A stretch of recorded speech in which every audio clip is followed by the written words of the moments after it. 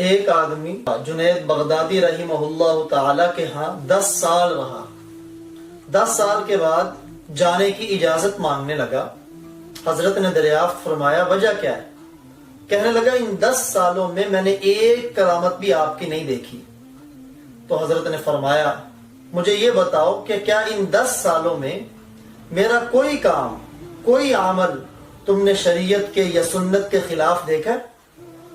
کہنے لگا حضرت واقعی آپ کا کوئی کام سنت کے خلاف نہیں دیکھا. فرمایا تم پر افسوس ہے جس جنید نے 10 سال تک کوئی ایسا لمحہ نہیں گزارا جس میں اس نے اپنے اللہ کو ناراض کیا ہو، تو اس سے بڑھ کر اور کیا کرامت ہو سکتی ہے. چنانچہ ملا علی قاری رحمہ اللہ تعالی فرماتے ہیں مرقات میں الاستقامہ فوق 1000 کرامہ، کہ استقامت دین کے اوپر ثابت قدمی 1000 کرامتوں سے بہتر ہے.